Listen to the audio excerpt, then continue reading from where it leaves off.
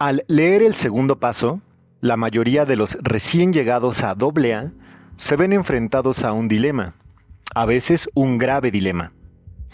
¿Cuántas veces les hemos oído gritar? Miren lo que nos han hecho, nos han convencido de que somos alcohólicos y que nuestras vidas son ingobernables. Después de habernos reducido a un estado de impotencia total, ahora nos dicen que solo un poder superior puede librarnos de nuestra obsesión. Algunos de nosotros no queremos creer en Dios, otros no podemos creer. Y hay otros que, aunque creemos en Dios, no confiamos en que Él haga este milagro. Bien, ya nos tienen con el agua al cuello, pero ¿cómo vamos a salir del apuro? Consideremos primero el caso de aquel que dice que no quiere creer, el caso del rebelde. Su estado de ánimo solo puede describirse como salvaje. Toda su filosofía de la vida, de la que tanto se vanagloriaba, se ve amenazada. Cree que ya hace bastante al admitir que el alcohol lo ha vencido para siempre. Pero ahora, todavía dolido por esa admisión, se le plantea algo realmente imposible. ¿Cuánto le encanta la idea de que el hombre, que surgió tan majestuosamente de una sola partícula del barro primitivo, sea la vanguardia de la evolución y por consiguiente el único Dios que existe en su universito? ¿Ha de renunciar a todo eso para salvarse? Al llegar a este punto, su padrino se suele reír. Para el recién llegado, esto es el colmo, es el principio del fin. Y es cierto, es el principio del fin de su antigua forma de vivir y el comienzo de una nueva vida. Su padrino probablemente le dice: tómatelo con calma, el traje que te tienes que poner no te va a quedar tan estrecho como tú crees. Vamos, yo no lo he encontrado tan estrecho, ni tampoco un amigo mío que había sido vicepresidente de la Sociedad Americana de Ateísmo. Él se lo puso y dice que no le aprieta en absoluto. De acuerdo, dice el recién llegado. Sé que lo que me dices es la verdad. Todos sabemos que AA está lleno de personas que antes pensaban como yo. Pero, en estas circunstancias, ¿cómo quieres que me lo tome con calma? Eso es lo que yo quisiera saber. Muy buena pregunta, le responde el padrino. Creo que puedo decirte exactamente cómo tranquilizarte. Y no vas a tener que esforzarte mucho. Escucha, si tuvieras la bondad, las 3 siguientes afirmaciones. Primero, Alcohólicos Anónimos no te exige que creas en nada. Todos sus 12 pasos no son sino sugerencias. Segundo, para lograr mantener la sobriedad, no te tienes que tragar todo lo del segundo paso en este preciso momento. Al recordar mi propia experiencia, veo que me lo fui tomando en pequeñas dosis. Tercero, lo único que necesitas es una mente verdaderamente abierta. Deja de meterte en debates y de preocuparte por cuestiones tan profundas como el tratar de averiguar si fue primero el huevo o la gallina. Te repito una vez más, lo único que necesitas es una mente abierta. Fíjate, por ejemplo, en mi propio caso. Estudié una carrera científica. Naturalmente respetaba, veneraba e incluso adoraba la ciencia. A decir verdad, todavía lo hago, excepto lo de adorarla. Repetidas veces mis maestros me expusieron el principio básico de todo progreso científico. Investigar y volver a investigar una y otra vez, y siempre con una mente abierta. La primera vez que eché una mirada al programa de AA, mi reacción fue exactamente como la tuya. Ese asunto de AA, me dije, no es nada científico, no puedo tragarlo. No me voy a parar a considerar tales tonterías. Pero luego desperté. Tuve que admitir que AA producía resultados, prodigiosos resultados. Me di cuenta de que mi actitud ante estos había sido muy poco científica. No era AA quien tenía la mente cerrada, sino yo. En el instante en que dejé de debatir, pude empezar a ver y sentir. En ese momento, el segundo paso, sutil y gradualmente, empezó a infiltrarse en mi vida. No puedo fijar ni la ocasión ni el día preciso en que llegué a creer en un poder superior a mí mismo, pero sin duda, ahora tengo esa creencia.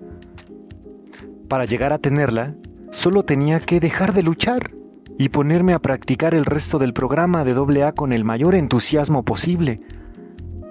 Claro está que esta es la opinión de un solo hombre, basada en su propia experiencia. Me apresuro a asegurarte que, en su búsqueda de la fe, los AA andan por innumerables caminos. Si no te gusta el que te he sugerido, seguro que descubrirás uno que te convenga, si mantienes abiertos los ojos y los oídos. Muchos hombres como tú han empezado a solucionar el problema por el método de la sustitución. Si quieres, puedes hacer de AA tu poder superior. Aquí tienes un grupo grande de gente que ha resuelto su problema con el alcohol. En este sentido, constituye sin duda un poder superior a ti, ya que tú ni siquiera te has aproximado a encontrar una solución. Seguro que puedes tener fe en ellos. Incluso, este mínimo de fe será suficiente. Vas a encontrar a muchos miembros que han cruzado el umbral exactamente así. Todos te dirán que, una vez que lo cruzaron, su fe se amplió y se profundizó. Liberados de la obsesión del alcohol, con sus propias inexplicablemente transformadas vidas, llegaron a creer en un poder superior, y la mayoría de ellos empezaron a hablar de Dios. Consideremos ahora la situación de aquellos que antes tenían fe, pero la han perdido. Entre ellos se encuentran los que han caído en la indiferencia, otros que, llenos de autosuficiencia, se han apartado, otros que han llegado a tener prejuicios en contra de la religión, y otros más que han adoptado una actitud desafiante, porque Dios no les ha complacido en sus exigencias. ¿Puede la experiencia de AA decirles a todos ellos que todavía les es posible encontrar una fe que obra? A veces el programa de AA les resulta más fácil a aquellos que han perdido o han rechazado la fe que a aquellos que nunca la han tenido, porque creen que ya han probado la fe y no les ha servido de nada. Han probado el camino de la fe y el camino de la incredulidad. Ya que ambos caminos les han dejado amargamente decepcionados, han decidido que no tienen a dónde ir. Los obstáculos de la indiferencia, de la imaginada autosuficiencia, de los prejuicios y de la rebeldía, les resultan más resistentes y formidables que cualquiera que haya podido erigir un agnóstico o incluso un ateo militante. La religión dice que se puede demostrar la existencia de Dios. El agnóstico dice que no se puede demostrar. Y el ateo mantiene que se puede demostrar que Dios no existe. Huelga decir que el dilema del que se desvía de la fe es de una profunda confusión. Cree que ha perdido la posibilidad de tener el consuelo que ofrece cualquier convicción. No puede alcanzar ni el más mínimo grado de esa seguridad que tiene el creyente, el agnóstico o el ateo. Es el vivo retrato de la confusión. Muchos AA pueden decirle a esta persona indecisa: sí, nosotros también nos vimos desviados de la fe de nuestra infancia. Nos vimos abrumados por un exceso de confianza juvenil. Por supuesto, estábamos contentos de haber tenido un buen hogar y una formación religiosa que nos infundó ciertos valores. Todavía estábamos convencidos de que debíamos ser bastante honrados, tolerantes y justos, que debíamos tener aspiraciones y trabajar con diligencia. llegamos a la convicción de que estas simples normas de honradez y decoro nos bastarían. Conforme el éxito material, basado únicamente en estos atributos comunes y corrientes, empezó a llegarnos. Nos parecía que estábamos ganando el juego de la vida. Esto nos produjo un gran regocijo e hizo sentirnos felices. ¿Por qué molestarnos con abstracciones teológicas y obligaciones religiosas o con el estado de nuestra alma, tanto aquí como en el más allá? La vida real y actual nos ofrecía suficientes satisfacciones. La voluntad de triunfar nos salvaría. Pero entonces el alcohol empezó a apoderarse de nosotros. Finalmente, al mirar al marcador y no ver ningún tanto a nuestro favor y darnos cuenta de que con un fallo más nos quedaríamos para siempre fuera del juego, tuvimos que buscar nuestra fe perdida. La volvimos a encontrar en AA, y tú también puedes hacer lo mismo. Ahora nos enfrentemos con otro tipo de problema. El hombre o la mujer intelectualmente autosuficiente. A estas personas, muchos AA les pueden decir: sí, éramos como tú, nos pasábamos de listos. Nos encantaba que la gente nos considerara precoces. Nos valíamos de nuestra educación para inflarnos de orgullo como globos, aunque hacíamos lo posible para ocultar esta actitud ante los demás. En nuestro fuero interno, creíamos que podíamos flotar por encima del resto de la humanidad, debido únicamente a nuestra capacidad cerebral. El progreso científico nos indicaba de que no había nada que el hombre no pudiera hacer. El saber era todopoderoso. El intelecto podía conquistar la naturaleza, ya que éramos más inteligentes que la mayoría de la gente. O así lo creíamos. Con solo ponernos a pensar, tendríamos el botín del vencedor. El dios del intelecto desplazó al dios de nuestros antepasados. Pero nuevamente, Don Alcohol tenía otros planes. Nosotros, que tanto habíamos ganado casi sin esfuerzo, lo perdimos todo. Nos dimos cuenta de que, si no volviéramos a considerarlo, moriríamos. Encontramos muchos en AA que habían pensado como nosotros. Nos ayudaron a desinflarnos hasta llegar a nuestro justo tamaño. Con su ejemplo, nos demostraron que la humildad y el intelecto podían ser compatibles, con tal de que siempre antepusiéramos la humildad al intelecto. Cuando empezamos a hacerlo, recibimos el don de la fe, una fe que obra. Esta fe también la puedes recibir tú. Otro sector de AA dice: estábamos hartos de la religión y de todo lo que conlleva la religión. La Biblia nos parecía una sarta de tonterías. Podíamos citarla versículo por versículo, y en la maraña de genealogías perdimos de vista la bienaventuranza. A veces, según lo veíamos nosotros, la conducta moral que proponía era inalcanzablemente buena, a veces indudablemente nefasta. Pero lo que más nos molestaba era la conducta moral de los religiosos. Nos entreteníamos señalando la hipocresía, la fanática intolerancia y el aplastante fariseísmo que caracterizaban a tantos de los creyentes, incluso con sus trajes de domingo. Cuánto nos encantaba recalcar el hecho de que millones de los buenos hombres de la religión seguían matándose los unos a los otros en nombre de Dios. Todo esto, por supuesto, significaba que habíamos sustituido los pensamientos positivos por los negativos. Después de unirnos a AA, tuvimos que darnos cuenta de que esa actitud nos había servido para inflar nuestros egos. Al destacar los pecados de algunas personas religiosas, podíamos sentirnos superiores a todos los creyentes. Además, podíamos evitarnos la molestia de reconocer algunos de nuestros propios defectos. El fariseísmo, que tan desdeñosamente habíamos condenado con los demás, era precisamente el mal que a nosotros nos aquejaba. En cuanto a la fe, esta respetabilidad hipócrita era nuestra ruina.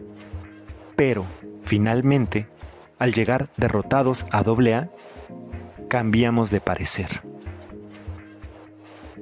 Como los psiquiatras han comentado a menudo, la rebeldía es la característica más destacada de muchos alcohólicos. Así que no es de extrañar que muchos de nosotros hayamos pretendido desafiar al mismo Dios. A veces lo hemos hecho porque Dios no nos ha entregado las buenas cosas de la vida que le habíamos exigido. Como niños codiciosos que escriben cartas a los Reyes Magos pidiendo lo imposible. Más a menudo, habíamos pasado por una gran calamidad y, según nuestra forma de pensar, salimos perdiendo porque Dios nos había abandonado. La muchacha con quien queríamos casarnos tenía otras ideas. Rezamos a Dios para que la hiciera cambiar de parecer, pero no lo hizo. Rezamos por tener hijos sanos y nos encontramos con hijos enfermizos o sin hijos. Rezamos por conseguir ascensos en el trabajo y nos quedamos sin conseguirlos. Los seres queridos, de quienes tanto dependíamos, nos fueron arrebatados por los llamados actos de Dios. Luego, nos convertimos en borrachos y le pedimos a Dios que nos salvara. Pero no pasó nada. Esto ya era el colmo. Al diablo con esto de la fe, dijimos. Cuando encontramos AA, se nos reveló lo erróneo de nuestra rebeldía. Nunca habíamos querido saber cuál era la voluntad de Dios para con nosotros. Por el contrario, le habíamos dicho a Dios cuál debía ser. Nos dimos cuenta de que nadie podía creer en Dios y al mismo tiempo desafiarle. Creer significaba confiar, no desafiar. En AA vimos los frutos de esta creencia, hombres y mujeres salvados de la catástrofe final del alcoholismo. Les vimos reunirse y superar sus otras penas y tribulaciones. Les vimos aceptar con calma situaciones imposibles, sin tratar de huir de ellas ni de reprochárselo a nadie. Esto no solo era fe, sino una fe que obraba bajo todas las circunstancias. Para conseguir esta fe, no tardamos en encontrarnos dispuestos a pagar, con toda la humildad que esto nos pudiera costar. Consideremos ahora el caso del individuo rebosante de fe, pero que todavía apesta a alcohol. Se cree muy devoto, cumple escrupulosamente con sus obligaciones religiosas, está convencido de que cree todavía en Dios, pero sin duda que Dios crea en él. Hace un sinfín de juramentos solemnes. Después de cada uno, no solo vuelve a beber, sino que se comporta peor que la última vez. Valientemente se pone a luchar contra el alcohol, suplicando la ayuda de Dios. Pero la ayuda no le llega. ¿Qué será lo que pasa a esta persona? Para los clérigos, los médicos, para sus amigos y familiares, el alcohólico que tiene tan buenas intenciones y que tan resueltamente se esfuerza por dejar de beber, es un enigma descorazonador. A la mayoría de los AA no les parece así. Multitud de nosotros hemos sido como él y hemos encontrado la solución al enigma. No tiene que ver con la cantidad de fe, sino con la calidad. Esto era lo que no podíamos ver. Nos creíamos humildes, pero no lo éramos. Nos creíamos muy devotos en cuanto a las prácticas religiosas, pero al volver a considerarlo con toda sinceridad, nos dimos cuenta de que solo practicábamos lo superficial. Otros de nosotros habíamos ido al otro extremo, sumiéndonos en el sentimentalismo y confundiéndolo con los auténticos sentimientos religiosos. En ambos casos, habíamos pedido que se nos diera algo, a cambio de nada. En realidad, no habíamos puesto nuestra casa en orden para que la gracia de Dios pudiera entrar en nosotros y expulsar la obsesión de beber. Nunca, en ningún sentido profundo y significativo, habíamos examinado nuestra conciencia, ni habíamos reparado el daño a quienes se lo habíamos causado, ni habíamos dado nada a otro ser humano sin exigir algo o esperar alguna recompensa. Ni siquiera habíamos rezado como se debe rezar. Siempre habíamos dicho, concédeme mis deseos, en vez de, hágase tu voluntad. Del amor a Dios y del amor al prójimo, no teníamos la menor comprensión. Por lo tanto, seguíamos engañándonos a nosotros mismos y, en consecuencia, no estábamos en la posibilidad de recibir la gracia suficiente de devolvernos el sano juicio.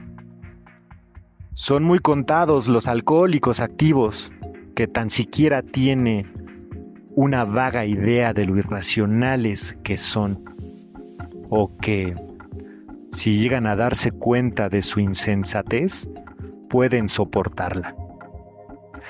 Algunos están dispuestos a decir que son bebedores problema, pero no pueden aceptar la sugerencia de que son, de hecho, enfermos mentales.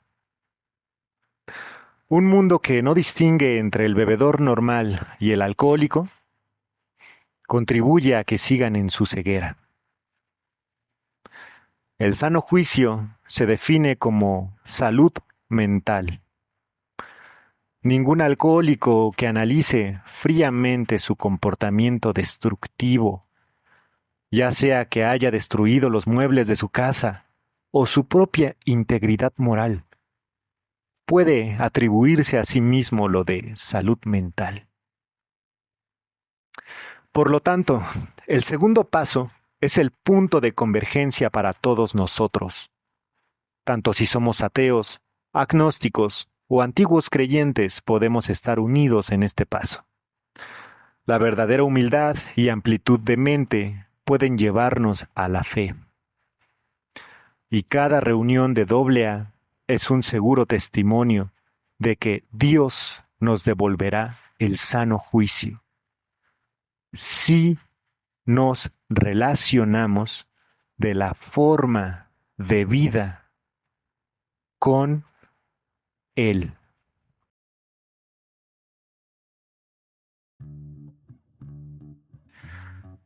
¿De dónde obtiene AA su orientación? ¿Quién lo dirige? Esto también puede parecer enigmático a todos los amigos y recién llegados. Cuando se les dice que nuestra sociedad no tiene un presidente con autoridad para gobernarla, ni un tesorero que pueda exigir el pago de cuotas, ni una junta de directores que pueda arrojar a las tinieblas exteriores a un miembro descarriado, que de hecho ningún AA puede dar una orden a otro, ni imponer obediencia. Nuestros amigos se quedan asombrados y exclaman, «Esto no puede ser, tiene que haber una trampa en alguna parte». Luego, al leer la segunda tradición, esta gente de sentido práctico descubre que en AA la única autoridad es un Dios amoroso, tal como se exprese en la conciencia del grupo. Con escepticismo, preguntan al miembro experimentado de AA si esto realmente puede funcionar así. El miembro, cuerdo según parece, les responde enseguida, sí, sin duda es así. Los amigos mascullan que esto les parece vago, nebuloso y algo ingenuo. Luego, empiezan a observarnos con ojos especulativos, aprenden algo de la historia de AA y pronto tienen los hechos concretos. ¿Cuáles son estos hechos, estas realidades de la vida de AA que nos llevaron a adoptar este principio que a primera vista parece tan poco práctico. Fulano de tal, un buen AA, se traslada, digamos, a Villanueva. Ahora solo considera la posibilidad de que tal vez no pueda mantenerse sobrio, ni siquiera vivo, si no transmite a otros alcohólicos lo que tan desinteresadamente se le dio a él. Siente un apremio espiritual y ético, porque puede haber a su alcance centenares de alcohólicos que sufren. Además, echa de menos su grupo base. Necesita a otros alcohólicos tanto como ellos lo necesitan a él. Visita a clérigos, médicos, periodistas, policías, taberneros, etc. Y como consecuencia, Villanueva tiene ahora un grupo, y él es el fundador. Por ser el fundador, al principio él es el jefe. ¿Quién otro podría hacerlo? Pero muy pronto, la autoridad que ha asumido para dirigirlo todo empieza a ser compartida con los primeros alcohólicos a quienes ayudó. En este momento, el benigno dictador se convierte en el presidente de un comité compuesto por sus amigos. Ellos constituyen la jerarquía de servicio del grupo en su periodo de formación. Jerarquía autonombrada, por supuesto, porque no hay alternativa. En cuestión de unos pocos meses, AA florece en Villanueva. El fundador y sus amigos canalizan la espiritualidad hacia los nuevos miembros, alquilan los locales, hacen los arreglos necesarios con los hospitales y piden a sus esposas que preparen litros y litros de café. Como todo ser humano, puede que el fundador y sus amigos se dejen acariciar un poco por la gloria. Comentan entre sí: quizás sería una buena idea que surgiéramos dirigiendo con mano firme a Alcohólicos Anónimos en este pueblo. Después de todo, tenemos más experiencia. Y mire el bien que les hemos hecho a estos borrachos. Deberían estar agradecidos. Es cierto que a veces los fundadores y sus amigos son más sabios y más humildes. Pero muy a menudo, en esta etapa, no lo son. Ahora, el grupo se ve acosado por los dolores de crecimiento. Los mendigos mendigan. Los solitarios buscan pareja. Los problemas les inundan como una avalancha. Aún más importante, se oyen rumores en el seno del grupo que se convierten en un clamor. ¿Se creen estos viejos que van a dirigir el grupo para siempre? Hagamos una elección. El fundador y sus amigos se sienten dolidos y deprimidos. Van de crisis en crisis y de miembro a miembro suplicando: que no sirve de nada, la revolución ha comenzado. La conciencia de grupo está a punto de tomar las riendas. Ahora se celebran las elecciones. Si el fundador y sus amigos han sido buenos servidores, puede que, para su gran sorpresa, sean reelegidos por un periodo de tiempo. Pero si se han opuesto enconadamente a la creciente ola de democracia, puede que se encuentren sumariamente depuestos. En cualquier caso, el grupo ahora tiene un llamado comité rotativo, con autoridad estrictamente limitada.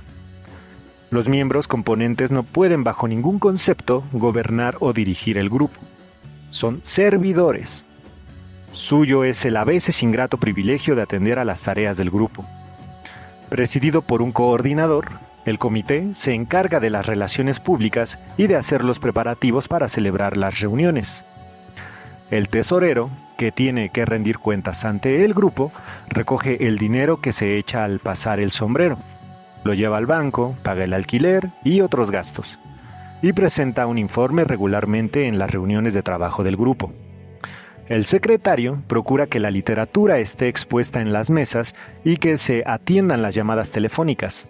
Contesta la correspondencia y envía por correo los avisos para anunciar las reuniones. Estos son los sencillos servicios que le permiten funcionar al grupo. El comité no da consejos espirituales, no juzga la conducta de nadie y no da órdenes. Si intentan hacerlo, todos pueden ser eliminados en las próximas elecciones. Y así hacen el tardío descubrimiento de que en realidad son servidores y no senadores. Estas son experiencias universales. De esta manera, por todo AA, la conciencia de grupo decreta las condiciones bajo las cuales deben servir sus líderes. Esto nos conduce directamente a la pregunta: ¿tiene AA una verdadera dirección? La respuesta es un rotundo sí, a pesar de la aparente falta de la misma. Volvamos a considerar el depuesto fundador y a sus amigos. ¿Qué va a hacer de ellos? Según se les pasa su pena y su inquietud, empieza una transformación sutil. Con el tiempo, acaban dividiéndose en dos clases conocidas en la jerga de AA como ancianos estadistas y viejos resentidos. El anciano estadista es el que ve lo sabia que es la decisión del grupo, que no siente ningún rencor al verse reducido a una posición menos importante, cuyo criterio, madurado por una larga experiencia, es equilibrado y que está dispuesto a quedarse al margen, esperando pacientemente el desarrollo de los acontecimientos. El viejo resentido es el que está tan firmemente convencido de que el grupo no puede funcionar sin él, que intriga constantemente para ser reelegido y que sigue consumido por la lástima de sí mismo. Unos pocos llegan a estar tan consumidos por el resentimiento que, despojados del espíritu y los principios de AA, acaban emborrachándose. A veces el paisaje de AA parece estar repleto de estas figuras resentidas. Casi todos los veteranos de nuestra sociedad han pasado en alguna medida por esta fase. Afortunadamente, la mayoría de ellos sobreviven y se convierten en viejos estadistas. Llegan a constituir la verdadera y permanente dirección de AA. Suyas son las opiniones calmadas, los conocimientos seguros y los ejemplos humildes que resuelven las crisis. Cuando el grupo se encuentra indeciso y confuso, invariablemente acude a ellos para pedir consejo. Llegan a ser la voz de la conciencia de grupo. De hecho, son la verdadera voz de Alcohólicos Anónimos. No dirigen por mandato, guían con su ejemplo. Esta es la experiencia que nos ha llevado a la conclusión de que nuestra conciencia de grupo, bien aconsejada por los ancianos, será a la larga más sabia que cualquier líder individual. Cuando AA tenía solamente 3 años de existencia, ocurrió algo que demostró la sabiduría de este principio. Uno de los primeros miembros de AA, muy en contra de sus propios deseos, se vio forzado a acatar la opinión del grupo. A continuación, la historia en sus propias palabras. Cierto día, estaba haciendo un trabajo de paso 12 en un hospital de Nueva York. El propietario, Charlie, me llamó a su oficina. «Bill», me dijo, «creo que es una lástima que te encuentres tan apurado de dinero. Te rodean cantidad de borrachos que están recuperándose y haciendo dinero. Pero tú, que te dedicas de lleno a este trabajo, andas sin un centavo. No es justo». Charlie buscó y sacó de su escritorio un viejo estado de cuentas. Me lo pasó y siguió diciendo: «Aquí se puede ver cuánto dinero ganaba el hospital en los años 20. Miles de dólares al mes. Podría estar ganando lo mismo ahora, y así lo haría, si tú me ayudaras. ¿Por qué no te instalas aquí para hacer tu trabajo? Te daré una oficina, unos fondos razonables para gastos y una buena participación en los beneficios». Hace 3 años, cuando mi médico en jefe, Silk Worth, me mencionó por primera vez la idea de ayudar a los borrachos por medio de la espiritualidad. La consideré una cosa de chiflados, pero he cambiado su opinión. Algún día, tu grupo de ex borrachos llegará al Madison Square Garden. Y no veo por qué tienes que morirte de hambre mientras tanto. Lo que te propongo es completamente ético. Puedes establecerte como terapeuta no titulado y tener más éxito que nadie en esta profesión. Me quedé asombrado. Sentí unos pequeños remordimientos hasta que me di cuenta de lo ética que era la propuesta de Charlie. No había nada de malo en que me estableciera como terapeuta no titulado. Pensé en Lois, que llegaba exhausta a casa después de trabajar todo el día en los grandes almacenes, para ponerse a preparar la cena para una multitud de borrachos que no pagaban nada a cambio. Pensé en la gran suma de dinero que todavía debía a mis acreedores de Wall Street. Pensé en algunos de mis amigos alcohólicos que estaban ganando tanto dinero como siempre. ¿Por qué no podía hacer yo lo mismo? Aunque pedí a Charlie que me diera algún tiempo para considerarlo, yo ya casi había decidido lo que iba a hacer. Volviendo a toda prisa a Brooklyn, en el subterráneo, sentí algo que me pareció una revelación divina. No fue más que una sola frase, pero sumamente convincente. De hecho, era una frase de la Biblia, una voz insistente que me decía: el obrero es digno de su salario. Al llegar a casa, encontré a Lois cocinando como de costumbre, mientras 3 borrachos miraban con ojos hambrientos desde la puerta de la cocina. La llamé a un lado y le conté la gloriosa noticia. La vi interesada, pero no tan entusiasmada como creía que debería estar. Aquella noche teníamos reunión en casa. Aunque ninguno de los borrachos a quienes dábamos alojamiento parecía lograr su sobriedad, otros sí la habían logrado. Acompañados de sus esposas, llenábamos nuestra sala de estar. Enseguida, me lancé a contar la historia de la oportunidad que se me ofrecía. Nunca olvidaré sus caras impasibles, ni las miradas fijas que me dirigieron. Con cada vez menos entusiasmo, seguí hasta el final de mi historia. Hubo un largo silencio. Casi con timidez, uno de mis amigos empezó a hablar. Sabemos lo mal que andas de dinero, Bill. Nos preocupa mucho.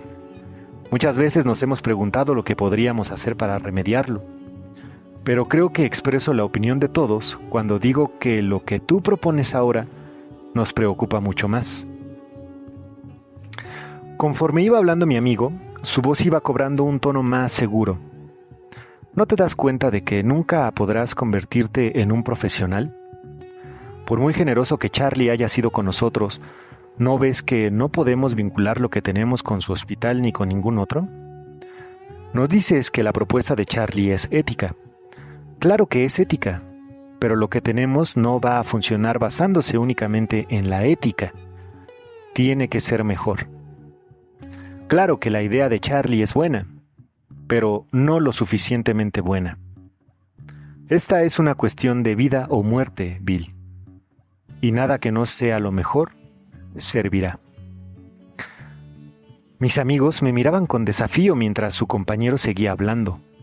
Bill, ¿no nos has dicho tú mismo a menudo en esta misma sala que a veces lo bueno es enemigo de lo mejor? Pues esto es un ejemplo clarísimo. No nos puedes hacer esto. Así habló la conciencia del grupo. El grupo tenía razón y yo estaba equivocado. La voz que había oído en el subterráneo no era la voz de Dios. Esta era la auténtica voz emanando de la boca de mis amigos. La escuché y, gracias a Dios, obedecí.